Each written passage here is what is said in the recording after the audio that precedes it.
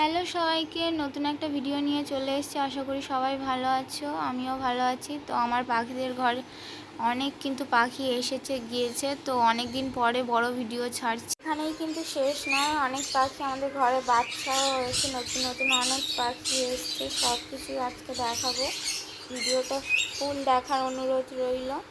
এখানে কিন্তু আমাদের সবজি গ্রেড এখানে কিন্তু কনুরদের ফল রেডি করে নিয়ে চলে এসেছি। চলো এবার সানের পেয়ারগুলো দেখি। আর এরা ব্রিডিং করছে, একবার দুবার ব্রিডিং করে হচ্ছে। এই সব বাচ্চা আছে, বড় হয়ে গিয়েছে। আর দেখাবো কিছু ব্লু পাইনাপেলের বাচ্চা হয়েছে আর কি নতুন। তো চলো সেগুলোই দেখে নেওয়া যায়। এই সে কত ছোট ছোট তিনটে বেবি হয়েছে, দেখছো? অবশ্যই লাইক করবেন ভালো লাগলে।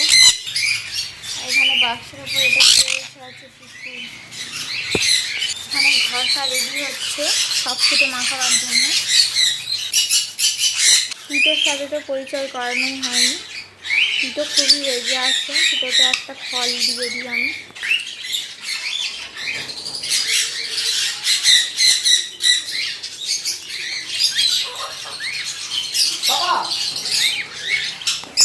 এই আমাদের পাখি, এখানে কিছু পাখি ছিল নতুন অ্যাড হয়েছে, চলে গিয়েছিল। আর এই ঘরটায় মঙ্ক এসেছে। আর এই ঘরের পাখিটা চলে অনেক ফেল হয়ে গিয়েছে।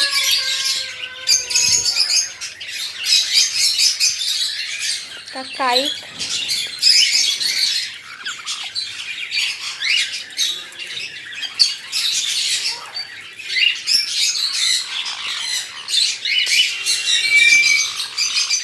কিন্তু আমাদের ওয়াইল্ড পাখি কীভাবে টেম হয়ে গিয়েছে দেখতেই পাচ্ছ। আঙুলে কিন্তু কামড়াচ্ছে না। আর চলো এবার বদ্যিগুলোকে দেখিয়ে দিই। এই বদ্যিগুলো কিন্তু আমাদের ঘরেই বসাবো।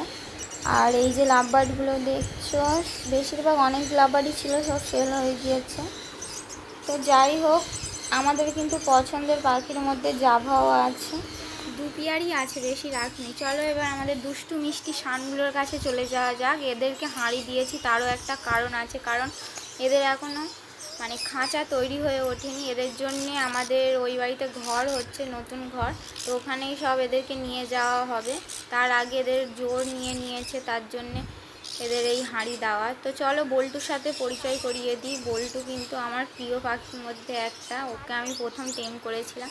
যাই হোক, পিকুকে আমি এখানে খেতে দিয়েছি, পিকু এখানে কিন্তু শানদেরকে খেতে দিয়েছি। এর জন্য আমি পিকুর ওপর প্রচণ্ড পরিমাণে রেগে আছি। তো আমার কলোনি কেমন লাগলো অবশ্যই কিন্তু জানাবেন। এই যে ককটেল প্যাজেলের স্পেয়ারগুলো দেখছো, এগুলো কিন্তু আমরা ঘরে বসাবো, যেসব ঘরগুলো ফাঁকা দেখেছো।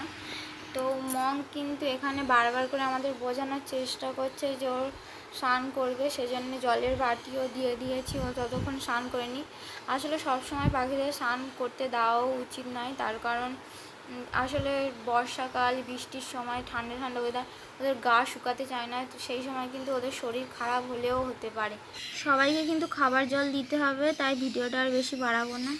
আমাদের ভিডিও ভালো লাগলে অবশ্যই লাইক, কমেন্ট আর অবশ্যই সাবস্ক্রাইব করে রাখবেন আমাদের চ্যানেলটা। টাটা।